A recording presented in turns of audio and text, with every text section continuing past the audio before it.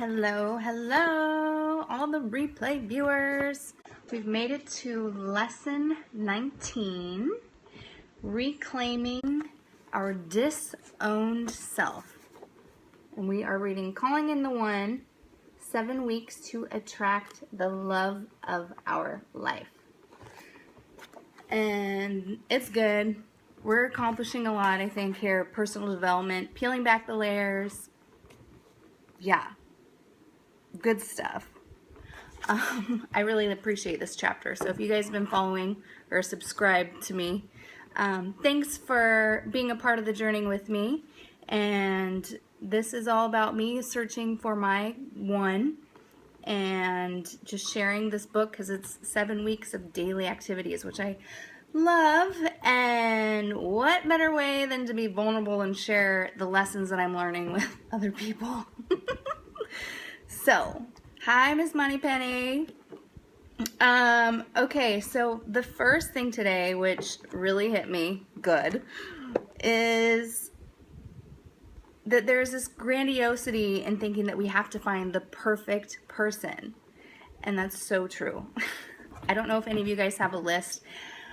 I do have a list of qualities, not that they need to be tall, hot, dark, and handsome, but qualities as far as getting along with others, loving, generous, supportive. I do have that kind of list and I like it, but what she is saying that here, I'm just going to read it, that by looking for perfection, the residue of childhood's magical thinking and dreamlike state, coupled with the idealism of adolescence, keeping us seeking perfection in ourselves and others, is rejecting our human frailties and flaws as inferior and unworthy of love.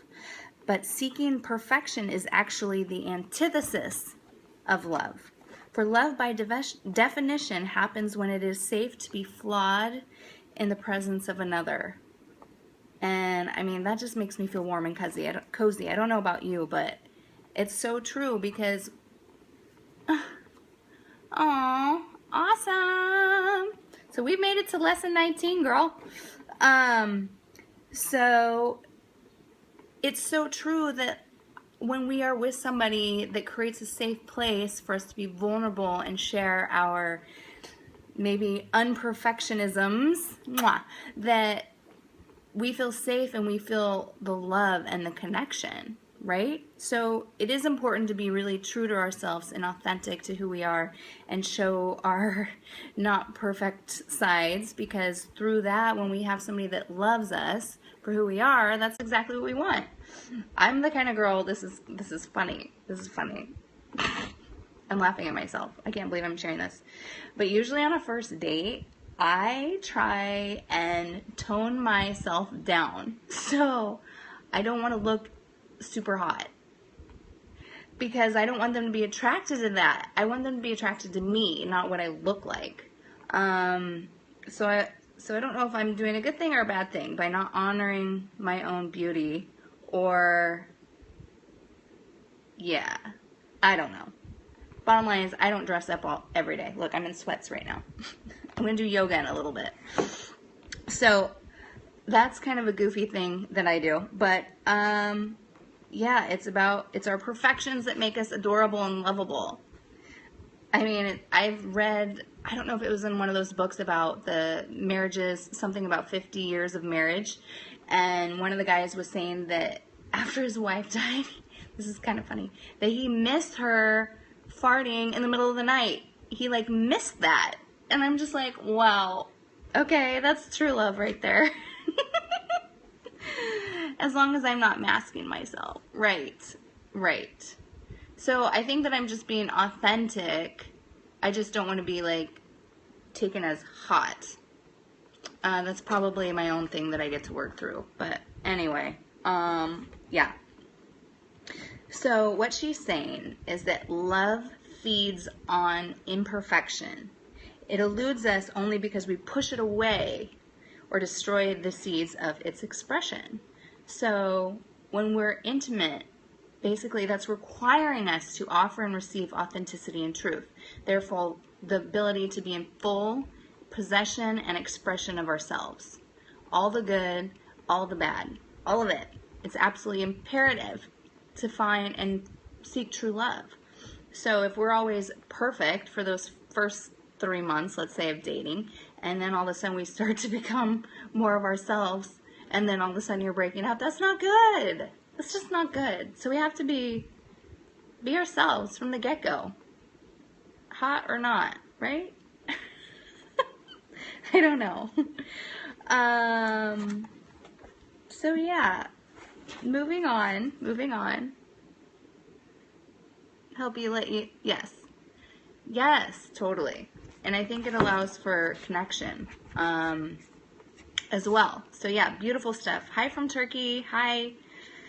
So here it shares about this lady and how her mother was very depressed, another childhood thing where her mother was very depressed and basically diminished her brilliance, or she allowed that to happen as a child. So because her mother was depressed, she started to not be fully herself, because she was always being someone that would be okay around her mother because her mother was in this state of sadness. So she was forcing this inauthentic self of her being that wasn't true, and then that was only to support her mother. So now here in her late 20s, she's dealing with constant anxiety that people won't like her, because when she is true to herself, she doesn't even know how to honor that or be that, because she's so used to being this bubbly bright light for everybody when it may not be what she's really feeling.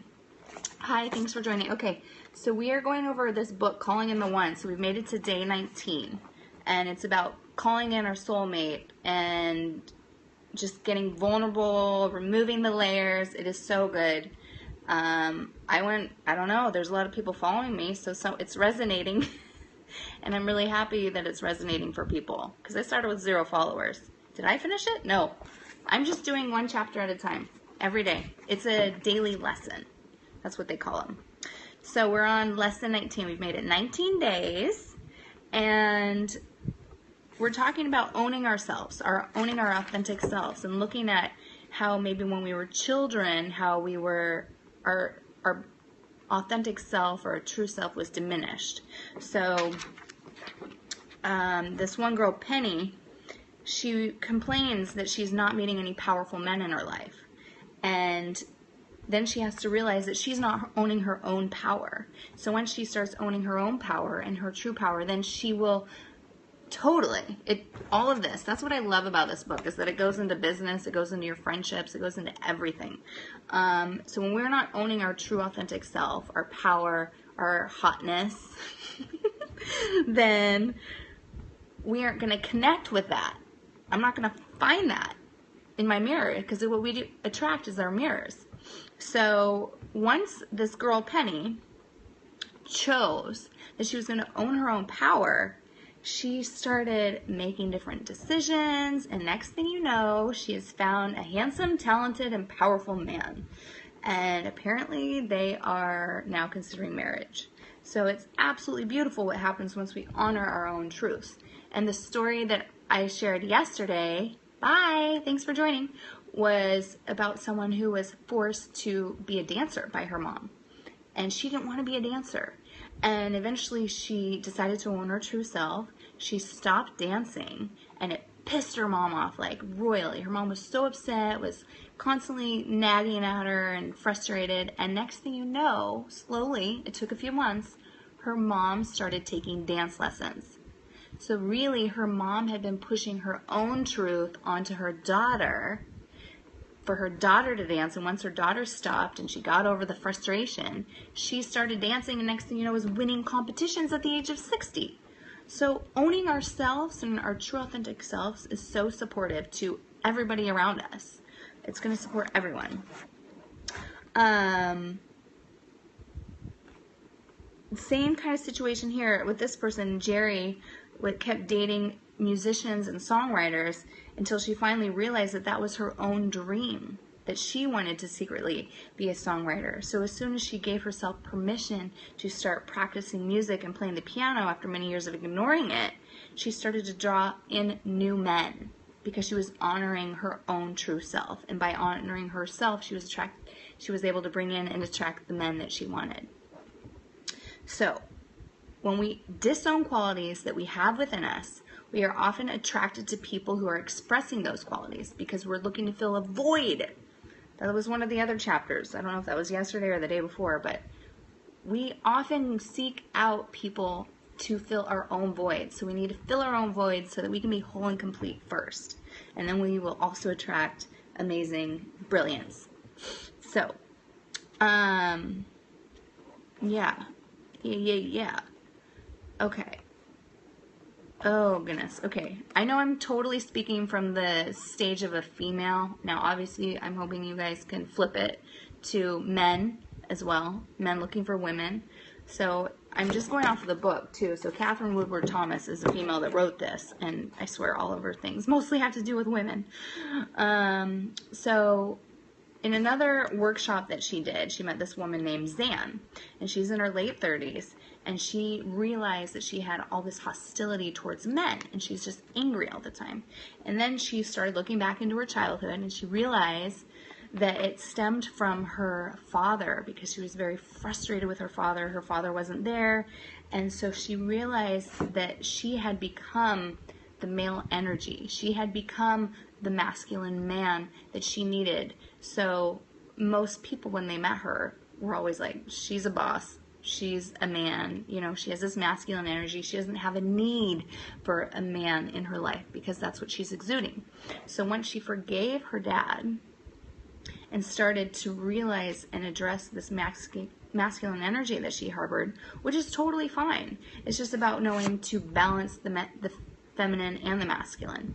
So once she realized that she was allowing the masculine to run her life because of this fear and this frustration with her father, she was able to start to embrace her own feminine side. And she started to thank herself for bringing up this masculine energy. She started to honor herself because she was thanking it for all the disappointment that it had endured and all the frustrations and how she had basically put herself through all this trauma that wasn't needed. So by honoring ourselves, honoring the mistakes that we've had, the lessons that we've learned, it allows us to grow and shed layers so that we can get to our true self. And what she says is that our sense of belonging is one of our most primal needs. It's one of our primal needs as a human. So what we want so much is to connect with another person. And this goes way back. It could be connecting with a tribe, right? So, beautiful story. Again, it's all about owning ourselves. So if you wanted to be an artist when you were a child and you were told no, you had to be a doctor, start creating art. Own that talent that you had stuffed down. If you wanted to be a musician and you were like, no, go become an attorney. You need to go to business school. It is important to embrace those childhood hobbies that we were drawn to, because when we were drawn to them as a child, it was very much authentic, it was unfiltered, and it's still within us. So with that, the homework for today is another art project. We've had a few recently for our homework. So today, what she wants us to do is draw a picture or a representation of ourselves in the center of a large piece of paper. And then allow ourselves to be a child when doing this drawing. No need to do anything right, just draw. And so after you draw yourself in the middle of the piece of paper, add qualities such as your power, your beauty, talent, your greatness, as well as your ugliness, your flaws, your passion, your light, your sexuality. Draw on your anger and your love. So it's all about adding all these qualities. Don't worry what it looks like. Maybe it's a word, maybe it's a picture, maybe it's symbolic like a flower. Adding all of these to the image of yourself. And then after you draw this picture, she wants you to journal about what have you been hiding? What have you stuffed down from your childhood that you want to bring back out? What beauty do you have? So if it is, like I was saying, music or art or anything. Hi, thanks for joining. What else have you been reluctant to express fully with other people? And what parts of yourself do you want to own and express more fully? Because we are going for growth here. Going for growth. So that is the lesson for today. And of course, there's always a bonus action. And the bonus is not keeping it to ourselves, but sharing it, right? So do at least one thing today that represents a willingness to risk expressing more of your authentic self. Maybe share an opinion that you normally would keep quiet. Maybe purchase a risque article of clothing that expresses a previously hidden aspect of yourself. Maybe you wear gray and black all the time. Maybe it's about adding color. Spice it up. Sign up for dance lessons. Ooh, that's good. I like that. Recapture those childhood fantasies. I did risk expressing more of my authentic self today, I will say. Someone was talking about their dog, and am I speaking too fast? I don't even know. Are you telling me that I'm speaking too fast? Yes? That's the hearts mean yes. Okay, sorry.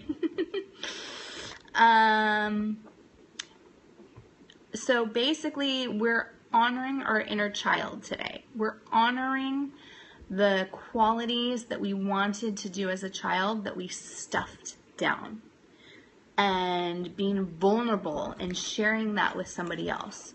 So maybe it was that you loved to dance. Maybe it was that you loved art or music, piano, guitar. It's all about owning our true selves and those talents that we have as a child and that we pushed down and stuffed down, and we want to recapture those moments and bring them to life again and enjoy it and have joy around it.